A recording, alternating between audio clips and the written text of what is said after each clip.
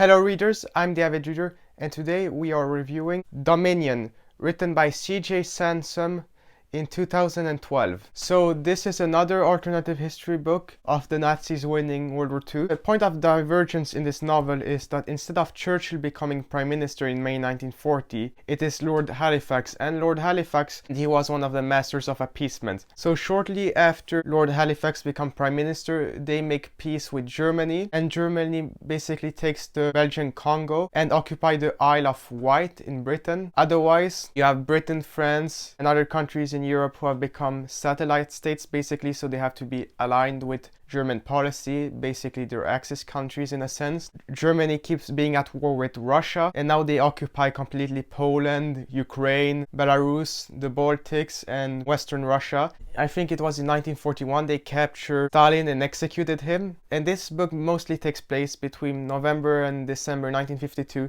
So you've had a war raging on with Russia for a decade, you've had peace between Britain and Germany for a decade, and you've had the United States isolated. Recently, Adlai Stevenson in the United States has been elected, and he's gonna back Russia more and be more anti-German. And Britain during this period has slowly shifted to a dictatorship. So after Halifax, he's replaced by David Lord George, and eventually he's replaced by Beaverbrook. They are kind of a democracy until 1950, with Churchill and Attlee in the opposition, but they have a sham election in 1950. Since the peace treaty of 1940, you've had two factions in the Conservatives and Labour Party, one that backs alignment with Germany, one that wants resistance. In 1950, Britain has clearly become a dictatorship. Oswald Mosley, the British fascist, has been recently made Home Secretary, and he's in control of the auxiliary police, so you can kind of think of them like the Gestapo. And you have 4 point of view characters in this novel. You have David Fitzgerald, who's a civil servant within the Dominion Office of Britain, since you still have the British Empire that remains in the 50s. You have constant conflict with India now. New Zealand, Canada, Australia, South Africa, they're still kind of part of the British Empire. They're gonna establish British colonies in East Africa also now. And the Jews have been discriminated against slowly but surely. So first they're kicked out of the civil service, then they have to wear their yellow stars now. One thing with David Fitzgerald is that he's half Jewish. So he's from Ireland originally, but his mother was Jewish, and she kept it secret from him until she was going to die, and then told him.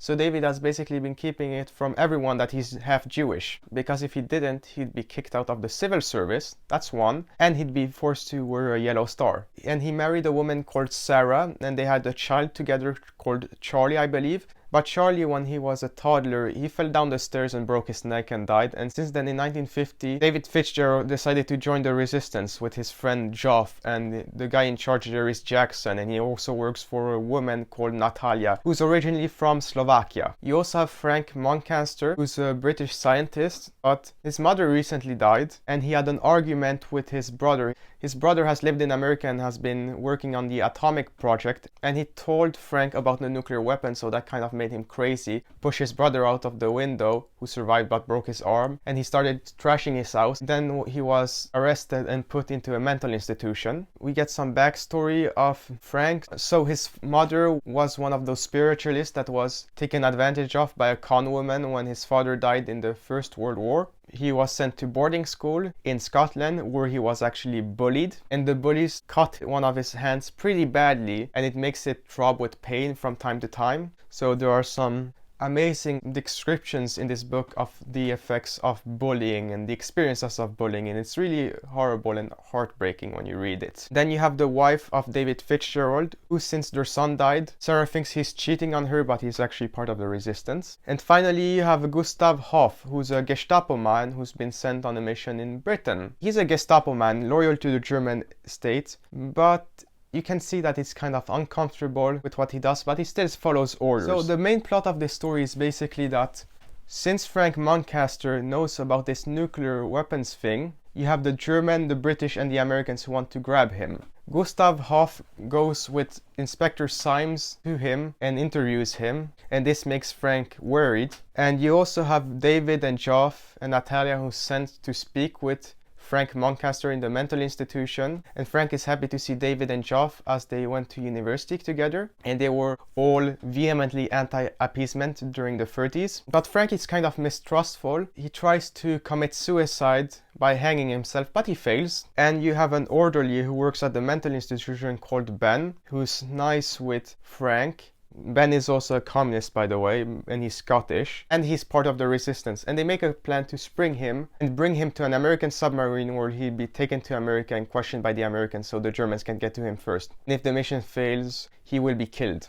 And while David has been spying for the resistance, he's been getting some information from the Dominion's office, including tricking a woman called Carol who had an important key to some files. And someone catches a missing file, so the British and Germans are investigating this. And Gunther goes with Inspector Symes to the office of David Fitzgerald, ready to arrest him. They talk with Carol, but Carol informs David, so David escapes. Sarah has been outside walking. She goes to talk to Carol, and Carol basically explains what's happened. David is on the run. He phones for the resistance. They don't answer. He goes to his house to see if Sarah is there.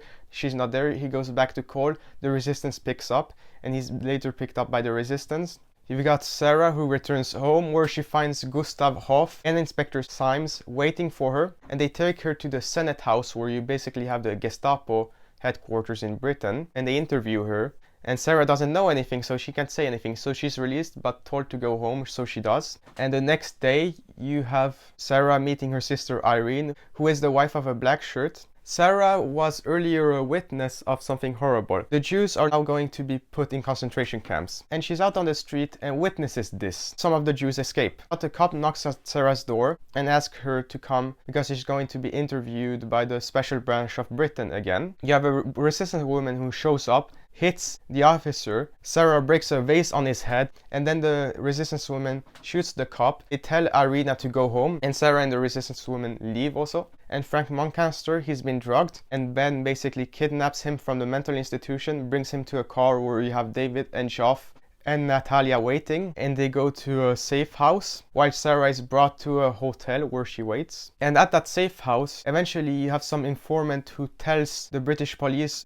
So you have the British police arriving there, trying to arrest these resistance members. You have a shootout. Geoff is shot. Earlier you've had David cheat on Sarah with Natalia. You have Ben, Frank, Natalia, and David successfully escaping, although Frank gets away from the group and runs like crazy. He gets to some church who calls up the resistance. You have a fake fire brigade who arrives and picks up resistance members. They bring them to a truck where they're then brought to the hotel. And at the hotel, they later meet Sarah, and there's some coolness between David and Sarah and kind of Natalia. And we also learn that, by the way, Ben is a homosexual. All except Frank have cyanide pills, and then they explain the plan to going to the submarine this night. There's gonna be a boatman waiting for them who's gonna bring them to the submarine. You have the captured Geoff, who says he's not gonna speak to the Gestapo or the British intelligence. First, they show him a tape where we see that Carol's finger has been cut off, and then they show his naked parents. They basically say, if you tell us nothing, we're gonna cut your parents into pieces. He basically tells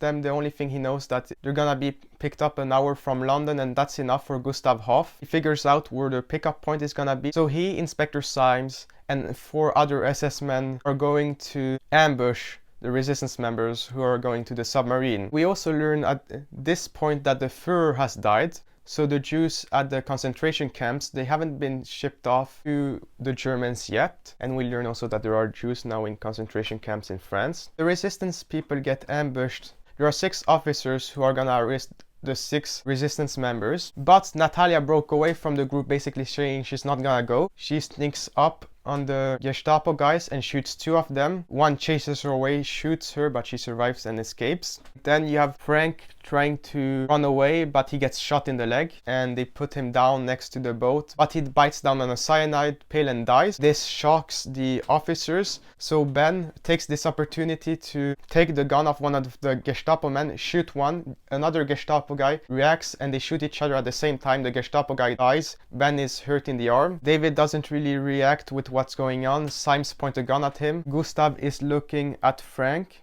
You have Symes who approaches David, but Sarah and the boat guy is tied up, and Sarah kicks Symes in the balls. So Sams drops his gun, he's in a fetal position on the sand. David picks up the gun and shoots Gustav in the arm, and Gustav half drops his gun, and then David shoots him in the head, and Symes tries to run away, but David manages to wound him. And you have David untying Sarah and the boat guy, and they pick up Ben, who's still alive but has a shoulder wound, and they go in the boat and they row to the submarine. The Americans are happy to see them, and they're taken to America. But then we get an epilogue of what's happened. So with the Führer dead, you have a civil war that breaks out between two factions. Goebbels is the new leader, and he backs the SS faction who want to keep fighting Russia. But the army backed by Speer do a coup against Goebbels, assassinate him, and you have a civil war that breaks out between the SS and the army, which lasts for 6 months, and basically all the SS men are killed. You have